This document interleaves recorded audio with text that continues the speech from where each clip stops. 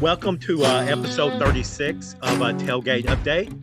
Of course, we're here with Ryan Bissau and Julie Miller. And of course, I'm Jay Moffitt, aka you can catch me at my Twitter address at Ajax Allen. We're going to start out today with the NBA. The NBA playoffs are going pretty good. Julie, you have the updates in front of you, the brackets. If that's what you call it. The Timberwolves and the Nuggets, the Pacers and the Knicks, and the Mavericks and the Thunders. The Timberwolves and Nuggets and the Pacers and Knicks are playing tomorrow, and the Mavericks and the Thunders are playing Monday. Oh, potentially 3 Game 7s in the second round. Woo.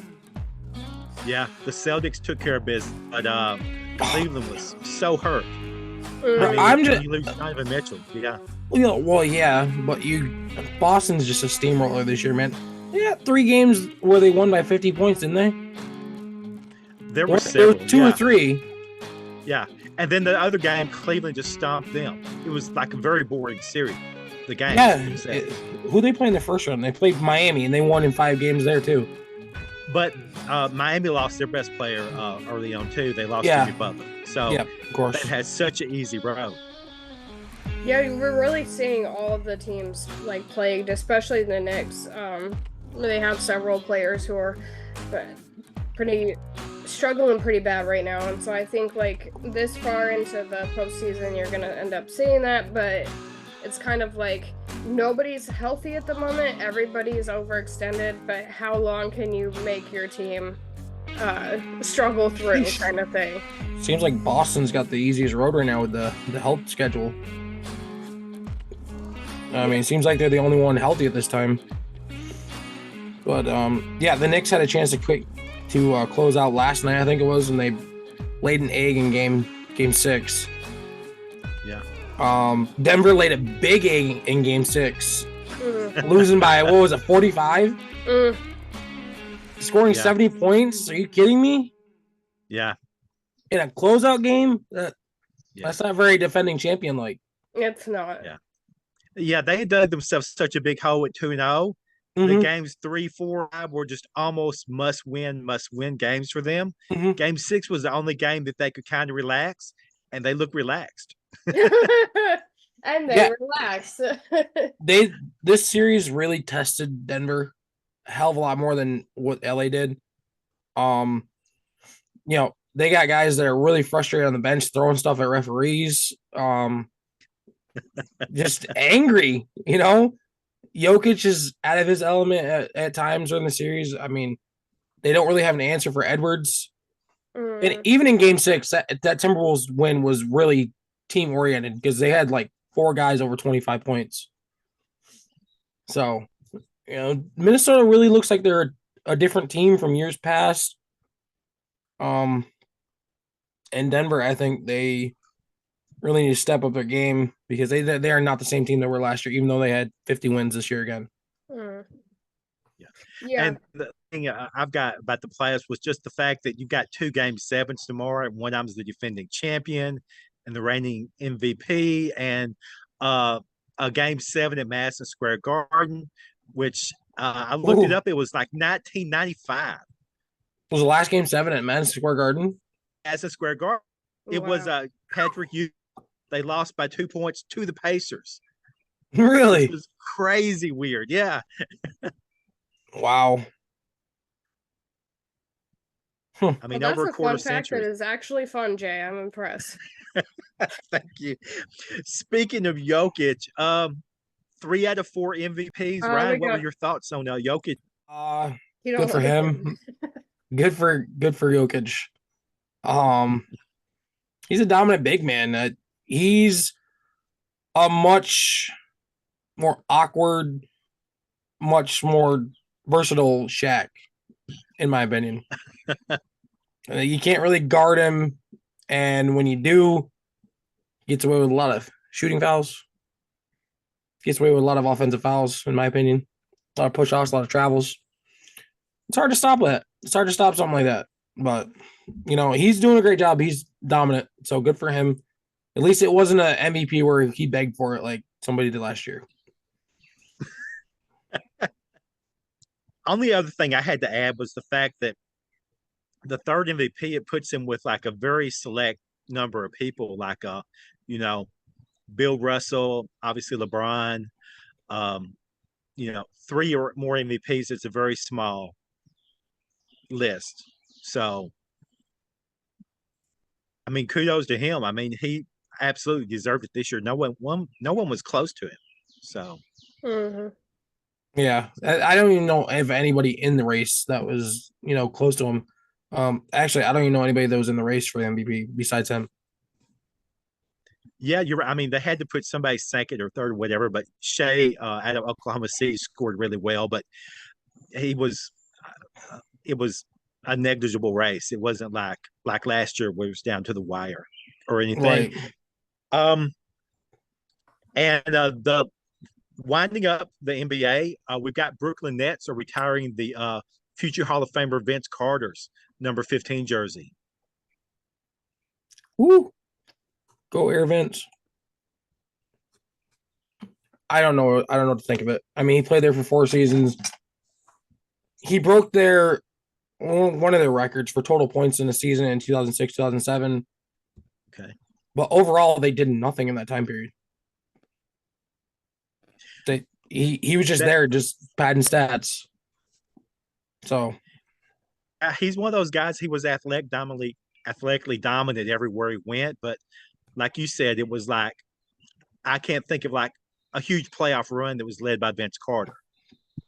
no, other than Toronto and I think 99, maybe. Yeah, it was 99, 2000, all the way up through to 2002, where he led them to the playoffs, and they won one series with Vince Carter, and that was in 2000, 2001. So, yeah, like you said, no big series runs, just one series win. Nothing special. Yeah.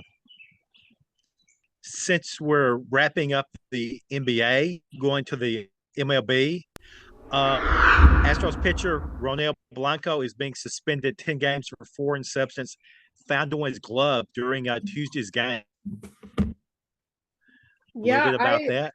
I looked this up and they said it's a very sticky substance, which made me think inside of his glove. So it made me think of stickum, of course, because there is nothing I love more than talking about players who smoked cigarettes and with stickum on their hands in the 70s, or 80s or whatever it was. But apparently, the person in question, what was his name again? The glove where Ronel Blanco. Yeah, he said he wanted the ref to touch his hand because he was telling him like the glove might be sticky but my hand isn't. My hand was inside the glove, and apparently the ref wouldn't do that. No surprise there. That's kind of a weird request. But anyway, uh he's saying that it wasn't him or something. I'm unclear on why he thinks arguing this is going to be helpful considering the glove was on his hand, but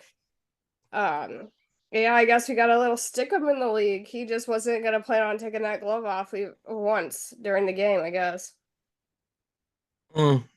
He's just like, let me just leave this one on. Good riddance. Another Astros cheater. Hey, I love a little stick 'em, okay? Listen, so I have a little anecdote to use right here, okay? So today I was coaching modified baseball, and I had a kid from the other team as I was coaching third base. He looked at me, he goes, "Hey, can you show me some of your signs so I know what you're doing?" Oh. And I said, "What are you like? What?" Look, if you're I said, "What are you, a Houston Astros player?" Okay, like you can't just be. I appreciate the audacity because I always appreciate a good dose of audacity, but you have to be a little bit smarter about this. Yeah, like he just looked right at me and was like, "Can you show me some signs so I know what you're doing?" Oh my god, of course. I'm like, no. How about no? Why You know, didn't the even NFL do that? Instead, they were like hiding out of buildings with binoculars back in the day. They could have just went up and asked. yeah. I mean, he was a good kid. It was all good fun, but like he asked me that, I was like, "What?" Like, no. But yeah, just another black guy on the Astros organization, in my opinion. You got 2017 through 2019 as a huge black guy on the MLB, and the great Rob Manfred's career and legacy, and on the Astros organization, and now you have this more cheating within the Astros organization. Like, what's going on there? It's just a little stick on Ryan. Still cheating. He was eating a popsicle and I got all over his hands. All right, and then he rubbed on his glove. Yeah. That's what it It was. was like the stickiest substance the ref had ever touched in 10 years, and it was just a popsicle. Who knew? Yeah, listen, I got a bag of packages today at work, and it was like the stickiest thing I've ever touched. Yeah, to be fair, that's not a really high, like, it's not a very, they could be a little more specific on the level of stickiness. Right. Because, like, that could really mean just about anything, but yeah. Yeah. Well, we're going to Max Scherzer. He's going to the 60-day injured list and is not expected back until May 28th. back injury that ended his 2023 season. Oh man, poor Mad Max. How old is he now? Do you happen to know offhand? No. Okay. I do not know offhand. So, as it stands, it looks like he is 39 years old, and he's about to be 40 in July. Okay, so he had his initial rehab start that we talked about last month.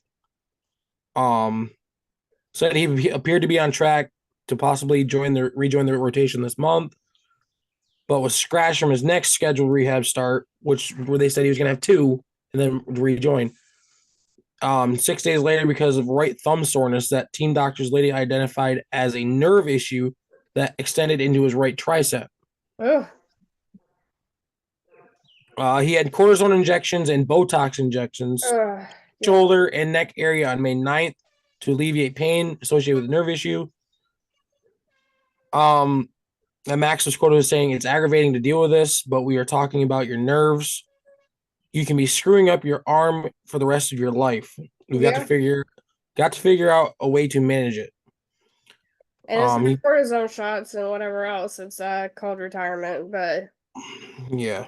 He played catch in the outfield Wednesday when the Rangers moved him from the 15-day to the 60-day IL to make room on their 40-man roster for the addition of right-hander Sean Anderson to the active roster.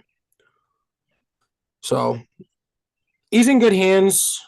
Bruce Bochy is one of the best managers in the game, so he'll do right by him. But that's debatable. Yeah, doing right by him would have been retirement, but you can't force him to retire. Can't you? No, maybe that's rude though. Probably, yeah. Just at the end of the season, for sure. I mean, there's definitely a conversation that somebody to retire, because who was it? He got so many concussions. They're like, "Nah, you gotta go." That's a doctor's decision, though, isn't it? No, I mean the team manager has to agree. The team doctor doesn't get. I suppose. Yeah. I suppose. It was one of the Joes. I think it was Joe Montana, right? Where they're like, "You're done because you get your egg cracked too many times." So like maybe, yeah. And they forced retirement. Yeah, so you absolutely can. No, is it like ideal? No, but I mean, as long as you do it at the end of the season, it doesn't look that bad. It's just kind of like, okay, old man, if you can't take, it's like taking a license from your parents. Okay. This is all stemming just from him having herniated disc surgery in his lower back, but this is not giving him any issues anymore. He says. Yeah, and that's his lower back, and we're talking about like up by his shoulder and his neck and everything. That's like a whole different thing. Yeah, he had surgery to repair the herniated disc, and now he's got something new, like Yeah. after the surgery, as he's recovering. Like, Well, oh, your body tends to compensate for an injured right. part, and so I his agree. upper Yeah, back might have had to do more work, and it might not have been able to handle it. quite possible. I agree. Yeah, I can understand that. That's unfortunate for Max. He's a Hall of Fame pitcher in my mind. He's got over 3,300 strikeouts in his career. Yeah, I Like, he's almost got 3,400 strikeouts. yeah, so it's perfect. Go out gracefully. Don't be a Brett Favre. Yeah, I mean, he's got 2 rings, so why not? Swing away from Major League Baseball. Let's look at the NHL playoffs. Ryan, any Woo! on what you've seen so far? Woo! Ooh, the NHL playoffs have been superb. Oh man, I can't say enough about the NHL playoffs. So the Panthers and the Rangers both closed out their series Friday and Saturday, I think. Or no, sorry, excuse me, Thursday and Friday. I got thrown off. We usually record on Sundays. It's Saturday today. Um Rangers were up 3-0 in their series over Carolina and almost blew it. So they ended up taking their series in 6 games. And man, I'm telling you that series was fantastic. As much of a route that the Rangers are putting on Carolina, it was so close. And Carolina has a history doing this. They did this last year against Florida. Like they got swept by Florida in the conference finals, and it was the closest sweep I've ever seen.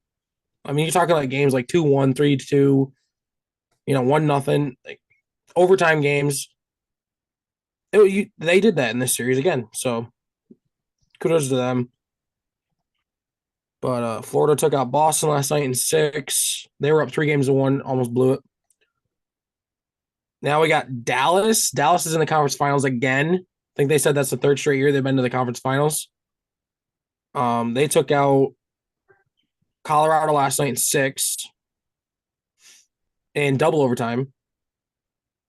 And tonight, I believe Vancouver takes on Edmonton in game 6, I think, right?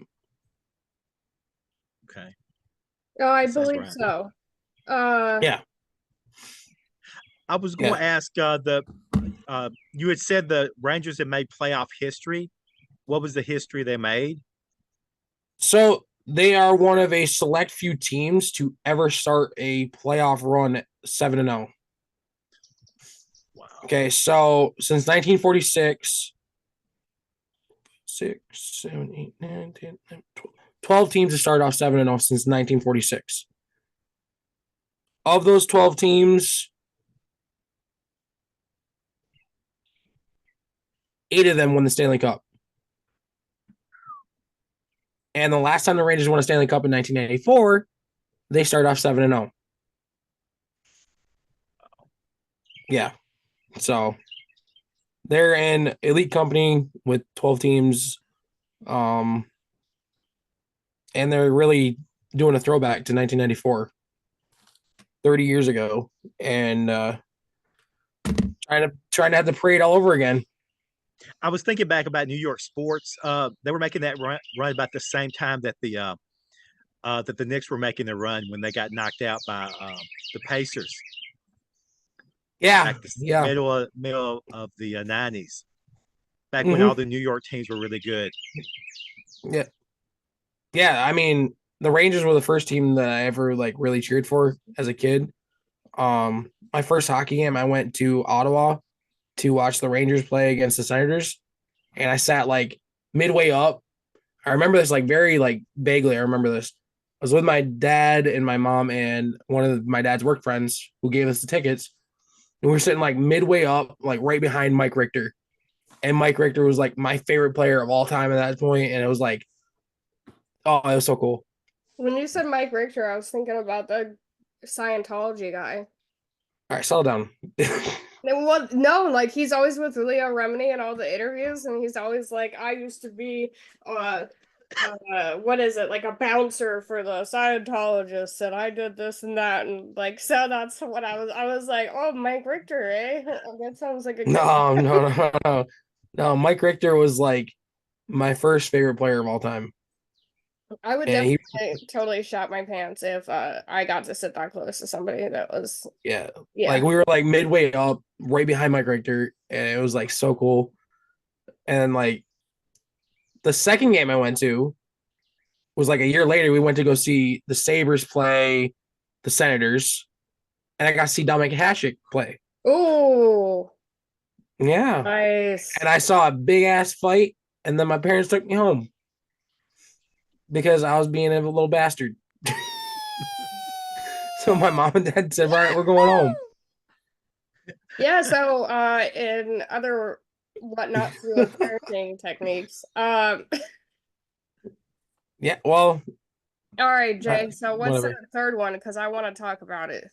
Okay, the Avalanche, they lose their forward, Battery Nichushkin, for 6 months after being placed on stage 3 of the NHL Players Assistance Program. Yeah, Who and runs it? so I looked at it, and the Avalanche defenseman Jack Johnson, he's the only one who really had something to say about this. He's told the Denver Post after the game, Nichushkin made his decisions. That's all I'm going to say on that. He made his decisions, and apparently,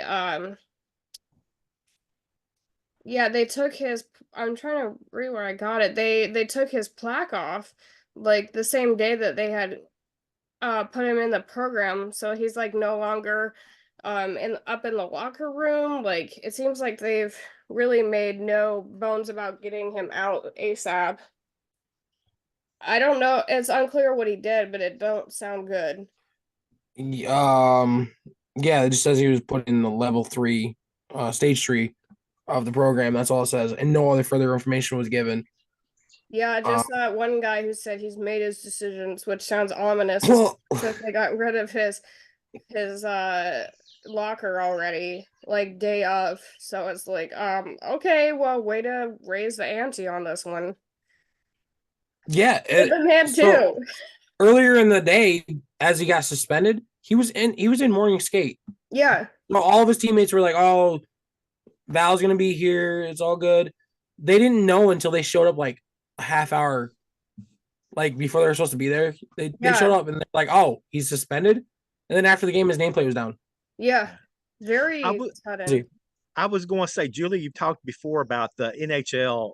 Their player injury reports are a lot less specific than the NFL and even the NBA. Is it the same thing with their player assistant programs and their You suspension types? got a point there, Jay. You got a point there because they're often pretty close about, unless it's like Alex Galchenyuk or whatever, where Galchenyuk. yeah, where his video was all over the place, where he was like swearing at the cops, and you can't help but have that come out. Um, but I would say that's actually quite accurate that they're like never very specific, but usually you kind of at least get an idea. Like for Well, example, we're not quite sure the former Blackhawks player who got kicked out. I'm Corey trying to Perry. yeah, we know that he did something dumb at a party and got too drunk or something and acted reckless. We don't exactly know what that meant though. But we had an idea. Yeah. So just to give you an idea of how bad this is, there's 4 stages of the program. He's in Okay. stage 3. And it says following a violation for stage 3, or excuse me, of stage 2 treatment plan, carries a suspension without pay for at least 6 months, after which a player can become eligible for reinstatement. Stage 4, following a violation of the stage 3 treatment plan, carries a suspension of at least 1 year, and reinstatement is not assured. So he must have like screwed up big time in this situation. Yeah, Um, considering how fast they got him out too, definitely leads to the idea that they're like, hell no, like they cut all the ties. so he's going to be suspended for at least 6 calendar months, which means the earliest he could return would be mid-November. So just after the season starts, really.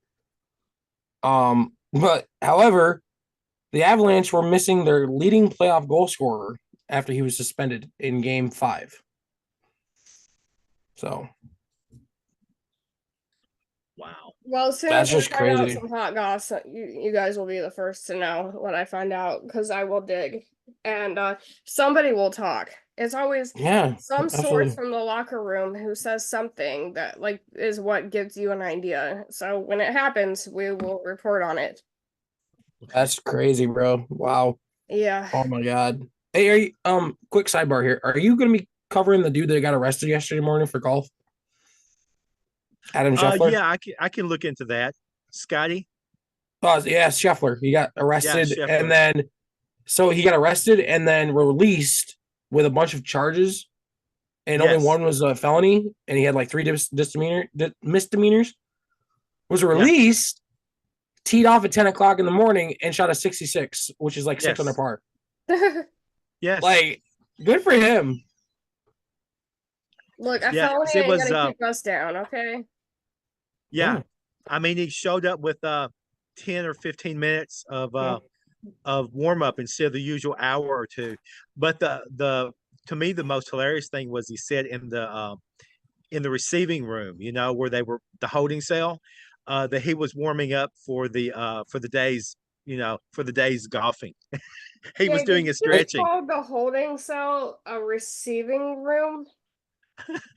It's not the receiving room; it was the holding cell. That is the most dignified way I've ever oh heard yeah. that.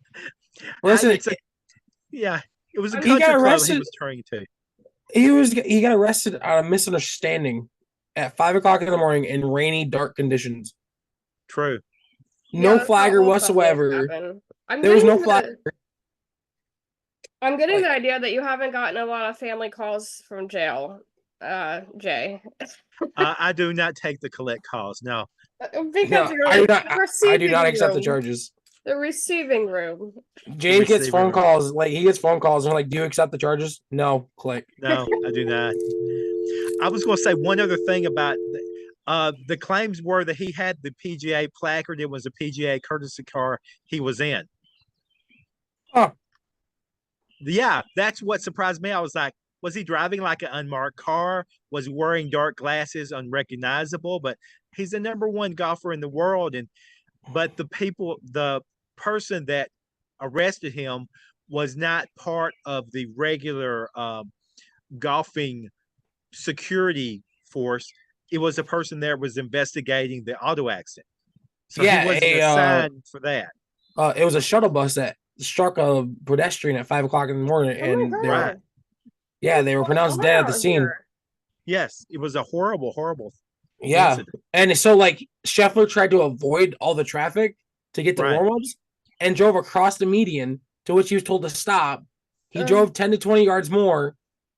Then a police officer was dragged holding onto his car.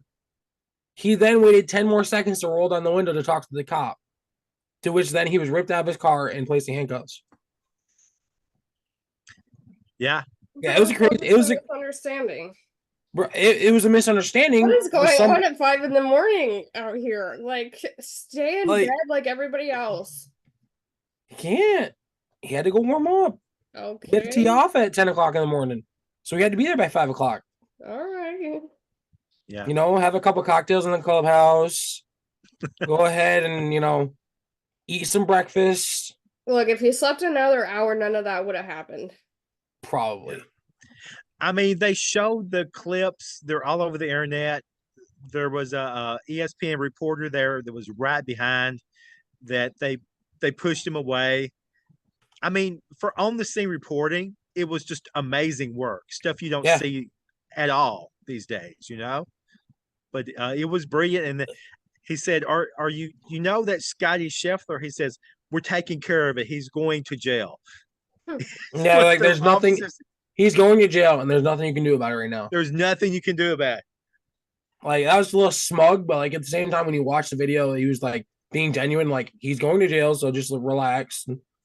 Yeah. Well, I'm guessing. I mean, if you're on the hood of a car, 5 a.m, somebody's dragging you, your adrenaline is pretty jacked up. You're not thinking about politeness to some guy with a cell phone. Well, It says he's media. Yeah. From what I understand, he wasn't dressed like a normal cop. He was dressed like a look security it, guard. yeah. That's the way he looked from the video I saw, which was the video I think everyone saw, just the Yeah, shadowy, cell phone video. yeah. It's 5 o'clock in the morning. It's raining out. You can't see nothing. You Yeah. know. I mean, But I look forward to all the facts coming out because I mean his story was basically that there were 3 or 4 other cars that had turned in front of him and he was just following their line and he had been informed by a different officer like just a moment or two before, follow this line of cars. Oh, you're a golfer, you're with the tournament, follow this line of cars and turn on the median and turn left into the golf course. And when he got bailed out, it was by the people at Valhalla, the golf course, and they drove him to the tournament to be there and get 10 minutes of warm up in. wow. Amazing, amazing stuff. Yeah, it was. I got that notification yesterday, and I was like, "What the hell just happened?" Like, wow. But yeah. Anyways, there's our sidebar. Okay. Let's see. We're rolling into the NFL final of our day, and Jared Goff, 4-year extension worth $212 million, $170 million guaranteed. So, Nope. Yeah, that's a note from you. Nope. Look, I like Jared. I wish him the best, but I've been there and done that with Jared. If I'm a Detroit Lions fan, I'm not trusting this. He got paid in LA for 2 years of work. Okay. And then fell off. In a year or two, Detroit's going to fall off because they don't have any more money. They're going to run into a cap situation because they're going to have to pay Aiden Hutchinson. They just paid Panay. They just paid Amon-Ra St. Brown. They just paid Jared Goff. All right. They're going to have to pay their running back in 2 years, 3 years, maybe. Right? They're going to be hurting. And they just did something for their defense, right? They signed somebody to the defense. Yeah. It's not looking good for Jared in the future here. But it does signify that he's the quarterback of their future. So good for Detroit's front office, good for Jared Goff. As a Lion, as a fan, I should be weary of this situation because I've seen it before.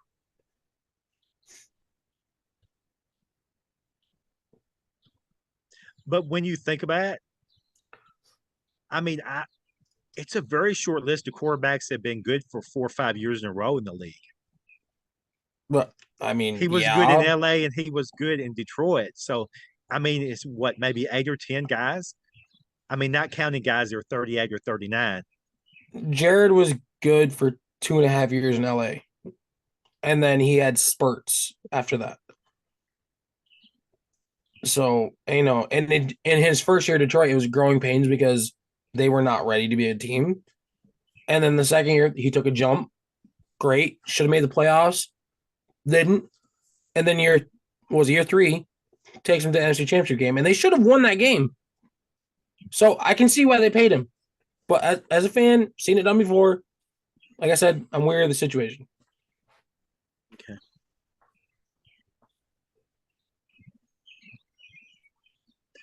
Julie? Yeah, you have anything? Nope. Okay. Yeah, I'm the same way. I'm torn. I mean, you got a good quarterback, you got to pay him. And the thing is, my thought is in 6 months, he'll be about the 4th highest paid quarterback, because quarterback inflation is real. Yeah. I mean, every new contract is the biggest quarterback contract ever, even if it's the 5th or 10th best quarterback. Well, right now, Stafford's looking for restructuring. He wants more money on his deal now rather than later. So, you got Goff that just got paid. Stafford wants to get paid again. Who's up next after that one? Josh Allen just got paid like last year, didn't he? Yeah. Tua will be up very soon. Yeah, Miami's going to pay Tua, definitely. So, I mean, you think past Tua, how many Dolphins quarterbacks until you get back to Marino will they stick in your mind? And there's not many. Chad Pennington? Matt Moore. That's pretty much all I got off my top of my head. Yeah. I mean, they kept Tannehill for like half a decade and he never did anything real for them. Well, he got hurt twice for him. I don't think that counts. He tore his ACL twice, didn't he? He got healthy with the Titans. I think for a time. Yeah, for a time. He missed some at the end. Let's see. We're moving to the Steelers. Cam Hayward is sitting out to try to get an extension. He's sitting out OTAs. Does that happen a lot? I see that for. Yeah, that's what I was thinking. That's not like a huge big deal. It's a tired move, bro. It's a tired move. It's like going to the same magic show over and over again. I've seen it before. Running backs do it all the time. Aaron Donald did it multiple times. I mean, come on. You're not new. Eventually the tactic's not going to work anymore. Yeah, but there's some that never get back right. Yeah, I agree. There's some that come back the first or second game and they're hurt after they've sit out, 3 months of practice. Or they have a really, really slow start. They're bad for the first month and a half of the season. Yeah. But, it's sitting out. I mean, it's not as extreme as sitting out an entire year like Lev Bell did. But doing this just to get paid, just continuously go have negotiations every day if you need. If you're looking to get paid, or just work. Just go to work. Work harder. They'll pay you. Yeah, I'll have to look in to see who's sitting out this year because it's like every year. And well, Chris Jones did last year, didn't he? Mm-hmm. Yeah. Big Jones. Yeah, I mean, I blanked on who the Steelers running back from 8 or 10 years ago did it, but that's the second Steeler I can think of that's done it. Yeah, Lev Bell did it about 10 years ago. Yeah, that's it, Bell. Okay. And then he was never the same. That's what I was thinking. He sat out for a long time, and it was either the first or second game. He was hurt. He sat out for an entire year. Yeah, he never was the same. He never got paid. Never got paid big money out of it. So, the big news in the NFL, which they took like a whole night of prime time to tell us about, was the 2024-25 NFL schedule drop.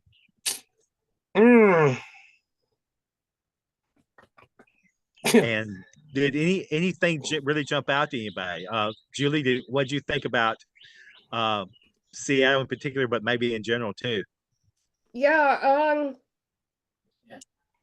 nothing really exciting for me. Like, I don't know what I was expecting, but I guess I get enthused. Like if they had played the Steelers again, for example, that would have been fun. I always love when they go against the Saints, but that's not happening. There's nothing really jumping out at me as like, oh, I mean, I'm excited about all the games forever, but nothing especially other than maybe the Bears. I'm really excited to see what Caleb Williams does, but that's going to be at the end of the season. So we're going to already have an idea about what that's going to look like. So it won't exactly be that exciting at that point. So nothing is like, oh, I cannot wait, but like my general enthusiasm has not died down either. But I'm a Tom Grossi fan on YouTube, and he was in the Packers schedule release, and I could not help but absolutely love that one. What's his name? Their quarterback. Who's their quarterback? The Packers. Packers, Jordan Love. Yeah. His face was really funny. Like, you have got to see it. Okay, I'm just saying, like, the way that he and his, like, they had a crew there who was reacting to everything, and it was the most hilarious thing. So, would recommend the Packers. The Seahawks one was the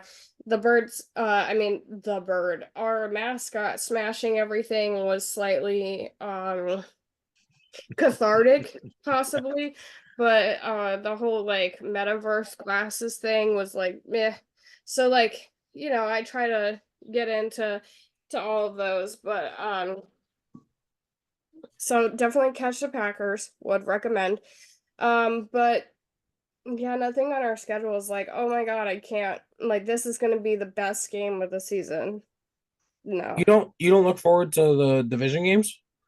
They happen every year, twice in a row. What's exciting about that? Well, it's a division game. They're always good. Okay, Somewhat. well, we have 6 of them, like we do every other year. Okay. So why would I be particularly excited by those in the schedule? They happen every year.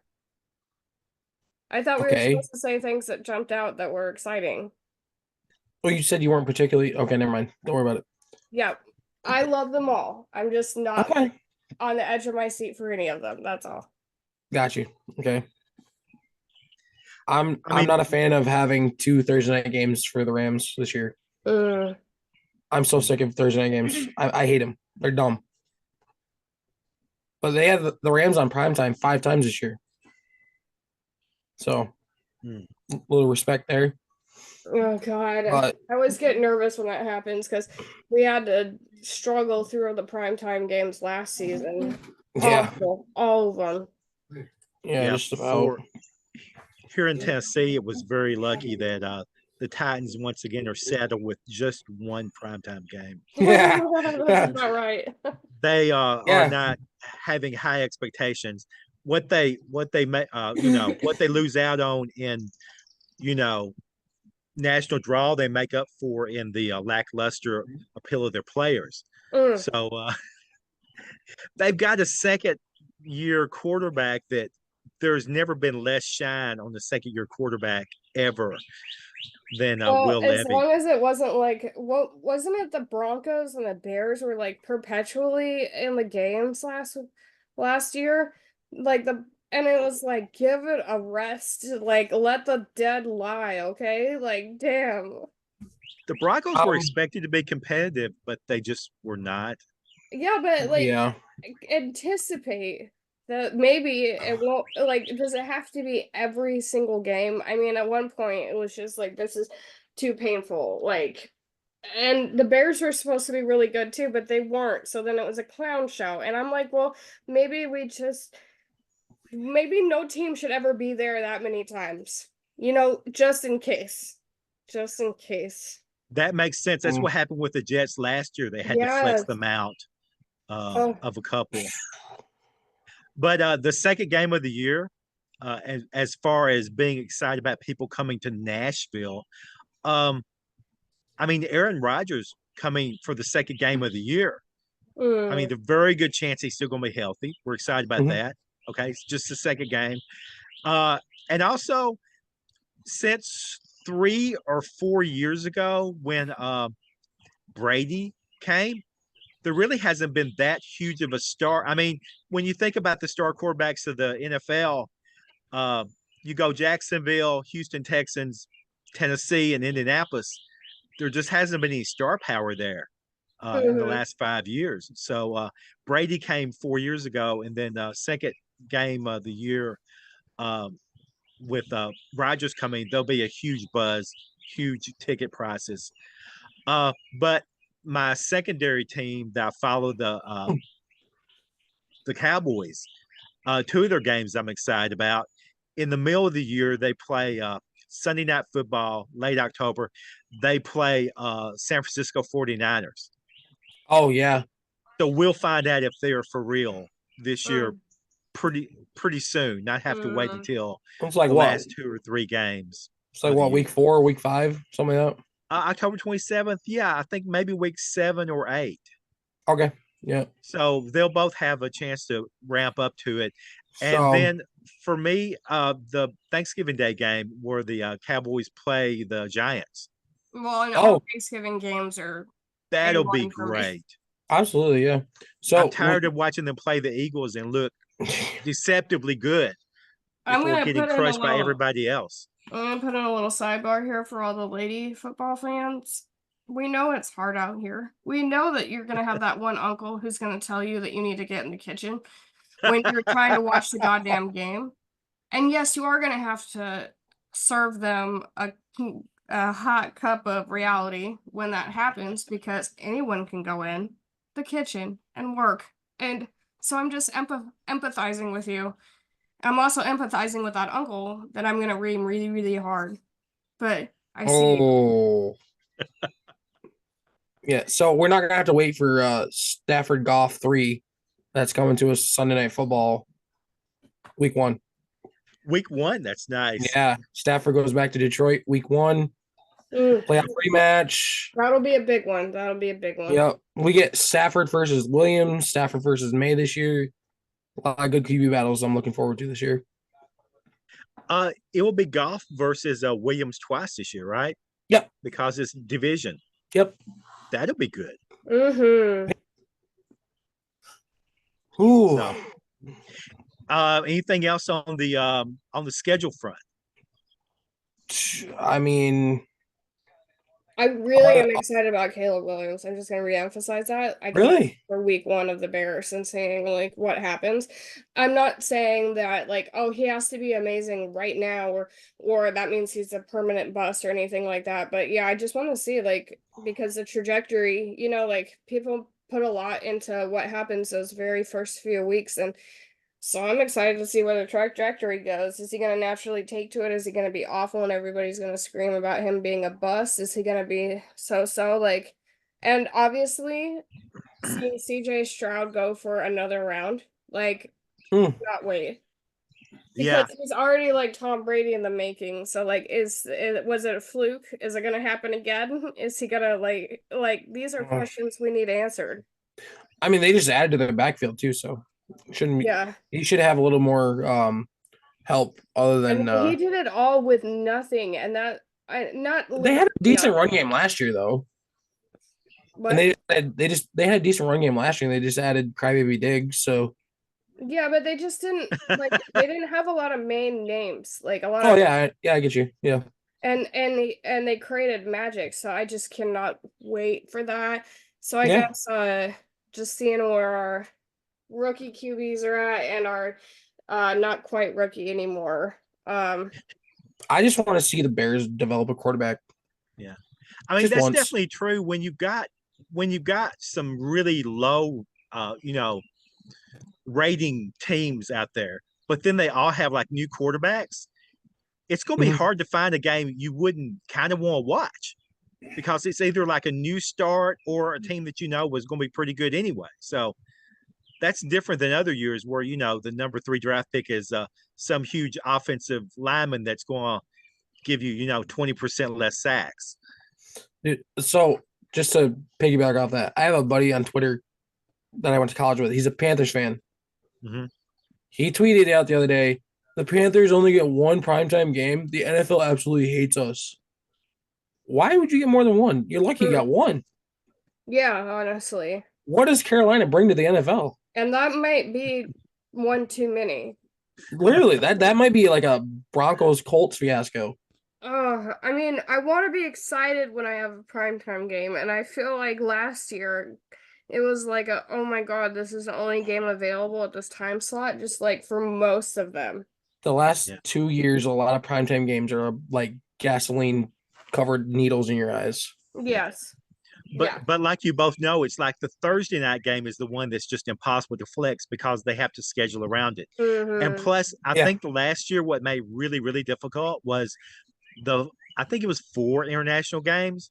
Yeah. So that the buys had to set up in a weird way for some of the teams so that it just was so many different moving parts on the Thursday night games that you just It's wound up some dogs. speaking of international games. When the hell are the Jaguars not going to play in London? They played there like every year for the last 18 years. London loves it. Okay. Isn't their Apparently, owner from London? Shad Khan. Yes. I don't know. I know he just has a really, really Pringles guy mustache. I think that indicates British, maybe. Maybe. I don't know. Well, he His was son's a born in goon. Lahore, Pakistan. Okay. Lahore. It's Lahore, so don't shoot the messenger. Lahore. Yeah. And but I'm sure, I mean, like I believe When did he move and where? No, he moved to the United States in 1967. Hmm. And so he was never in Europe. Okay. There you Does go. did he like sign a contract with the NFL to like have them play over there, or I believe it's a constant. It's like a once a year thing for the Jaguars. I don't get it. It's ridiculous. Ugh. It's yeah. Yep, the Jacksonville Jaguars have a 30-year contract to play one regular season game at Wembley Stadium in London as part of the NFL International Series. You say 30? Yep. 30 years. And how many years have they used that contract? I don't know. I think you're right. I think it's been at least 10. They've been there the last at least 5 years. I've remembered them playing The in London. Jaguars may also play a second game there every 4 years if the NFL mandates it. The contract includes a 5-year extension with the option for more in the future.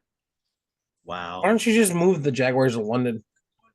Okay. You're dying to have a team in London, just move them there. I don't think Jacksonville cares anymore.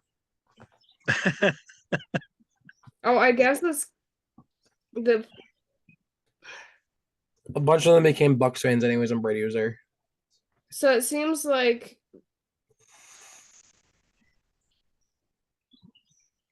they're gonna they were already after 2020 they did a 5-year extension in 2025. So it seems like we're at the tail end of this 30-year thing, which is Thank quite God. confusing, but Okay. I think it's absolute garbage that they signed that deal. Dumb. yeah, either way there's a deal and they're in it. So there we go. Okay. Because I know last year there was Mexico City and also Frankfurt. Yeah. Oh, this year we got the Sao Paulo game, week 1. Yeah, on a Friday. You're right. Philly and Green Bay, I think. Something like that. Is that what the game is? Our research department is slow today. Okay. All right, hold up. I got you. The hamster is not running. Stop showing me preseason. No one cares. Okay. Yeah, Packers and Eagles on Peacock, Friday, September 6th. Yeah. Oh, is it? I was wondering, is it Peacock only or is it Peacock It's on and NBC? 8:15 on Peacock, September 6th, Friday. Okay. So it's a Friday night game. It might be Peacock only and no NBC. Not only do we have a Friday night game this year, we have a Wednesday game this year. Oh, nice. It's like COVID year again. We got a Christmas game on Netflix. Is it gonna be Tuesday? Is it gonna be Wednesday? Oh, we gotta do it again on Friday and Saturday. If I wasn't in a lockdown, I would have lost my mind because it was like you couldn't ever keep up with which game was happening what day. That was the Pittsburgh game. That was the only other game on Wednesday. So this is only the second one on Wednesday. We got the Steelers hosting the Chiefs on Christmas Day, and Baltimore and Houston on Christmas Day. My statement still stands for the ladies for Thanksgiving. I know it's going to happen again on Christmas. It is our cross to bear. Netflix is to air at least one Christmas Day game over the next 3 years. Which I'm like, because I don't know if y'all probably didn't try to catch. They had one of the reality TV shows that I watch. I think it was the Love Is Blind. They tried to do a live filming of it, and it completely crashed and crumbled. And I'm like, it went awful. So I'm like, how are they gonna do a live football game when they couldn't even handle a live 1-hour reunion show? Maybe because the NFL is a monster with media and they can handle that. I think maybe they were pre-testing it with the roast of Tom Brady. That was live. Okay, so they pulled it together since I think it was last year when it was their first attempt, I believe, and it crashed and fumbled. So yeah, I agree with you. They're kind of ramping it up to see if they can handle, because there's so much money involved that they're paying that they have to be, you know, working overtime to get their servers ready. Right, exactly. And it did not work before the reality show. The NFL has way more viewers, probably. Oh yeah, definitely. Yeah, but outside the NFL, how about Love Is Blind is pretty big. It's How about we huge, just so put I them on don't know. CBS? How about that? The Instead of Network of Netflix, Champions. let's just put them on CBS. Maybe Fox. Not Fox. How about we not? Hard to- How about we not stream games? How about that? Let's just put them on TV. Okay, Grandpa. It's irritating. It is. I would agree that it's irritating to have to look. I mean, before I would switch to, like you said, Fox and CBS, and if there Mhm. weren't games on, then I would know there were no games that day. It was pretty simple. Yeah. But that's not how they make the most money. I mean, literally, I went a span for a decade where I didn't miss any NFL games, and was like pretty simple because they didn't have them on Sunday night. So I'd watch two on Sunday, one on Monday night, and then that would be it. 9 hours of football. That was all that I could watch. Now, Mhm. if you watched every moment of football, you would literally be 20 hours in every week. Yeah, I, it's I I don't even watch Thursday games. I literally check the score Thursday night games. it is a pretty massive time commitment. I have 57 jobs, so I end up working about 12 of them while I'm watching the game. Typically, I never have the time to just sit there and watch a game for 3 hours uninterrupted because you're right, it's Sunday, it's Monday, and it's Thursday, and it's 3 hours a chunk. And Mhm. heaven forbid you want to watch the other games that already happened, like stream them later. Like it's yeah, so I just end up doing something else. Now NFL Plus has that little nifty thing where you can do just the game action with none of the breaks in the middle for commercials or even just like natural game breaks. So it's only like it's less than an hour and you can catch every big moment that happened. And it's not just the highlights, it's literally anything that happened on the field. Any game Yeah, it's right there. all And the like the condensed games, and you can also watch the full game broadcasts. right. Yeah, I think there's like three options. Mm-hmm. And so like that'll help weave it down, but then I can't work my 27 jobs while I'm watching a condensed game. So if anything, it feels like more of a time commitment because you look away for 5 seconds and you're gone. But yeah, it's definitely kind of it's a commitment, that's for sure. Yeah. Yeah. But And I watch multiple games at the same time sometimes. I maybe two. Because we have a Saints fan in the house and we have a Seahawks fan in the house, and sometimes way too often they're at the same time. So then both games have to be playing simultaneously. Yeah. I was going to say this is the last streaming service to get in because Yeah. Paramount Plus, obviously, Peacock as of a year or two ago, and Prime for 3 or 4 years now. I guess Max that's hasn't done it, right? I don't think they Max have not. Yeah. Yeah, so this is definitely the major one. I know Hulu does a ton of live sports for their live TV, but they don't specifically host any one game. No. Yeah, so I think like this is definitely one of the last and probably the biggest. I think most people would agree that Netflix is like the top dog streaming service. So yeah, we'll see. But if it's anything like Paramount Plus, I mean, last year it was buffering so bad, it was so agitating. So Paramount Plus is definitely high on the list for buffering. yeah, they got to really work on that because if I'm paying however much it was, like, which is not much, but still, in theory, if I'm paying for it, you got to give me what I want, okay? Without the buffering, because it buffered so much, you almost couldn't watch a single play without something stopping. Yeah. But they're the only one. I have never had a problem with buffering on Peacock. No. Oh, And sometimes I do, Amazon but Prime is pretty good too. I haven't, I maybe a little here and there, but nothing big. Yeah.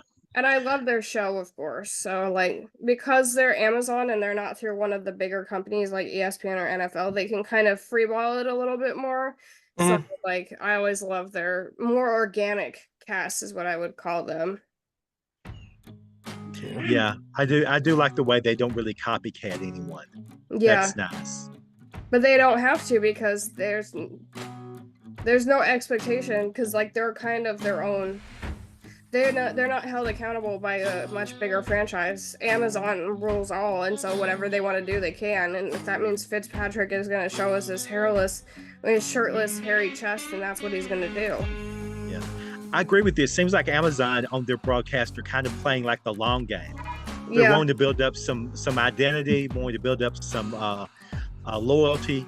As to where Netflix and especially HBO Max, people like that, Paramount Plus, they're watching every quarter to see if they made money or lost money on the sports. Yeah, I guess when you're like the richest company ever, you don't have to stress it that much. Plus, it's Thursday night. There's not a lot of competition for that. You're gonna have to watch. So, if you want to watch the game, like, yeah. So I don't know. Yeah, maybe so. Maybe they've been kind of building. They won me over. I'll just say that they're my favorite. Let's see. I think Ryan, we're at the bottom of the list. Do you have anything you want to add as far as the topics we covered today? No, man. I think we did a great job today. I think we had a lot of good stuff to talk about. It was a very busy week. I was really excited for this week. There's so much happening. Yeah, it was hard to just narrow down to what we usually cover. Yeah. How about you, Julie? You have anything to add about the in the injury updates or anything going on? Well, y'all really liked, and by y'all I mean readers have really enjoyed my, let's see, you really like my injury pieces recently. I have McNally and blood on the brain, and I talk about his concussion. I talk about Namath and the first knee brace ever. Y'all really like that one. It looks almost medieval, frankly. And so we talk about ACL surgeries, concussion, like brain scans. We get all the way into it. And so make sure to check that out if you haven't already.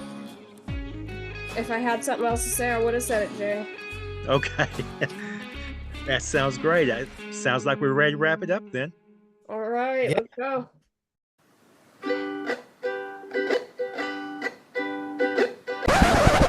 Okay. Yeah, that's...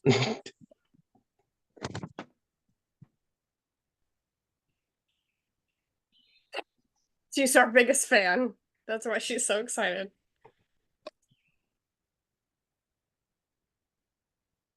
This is not your promotional, okay? Settle down over there, Julie. Settle down. While we're doing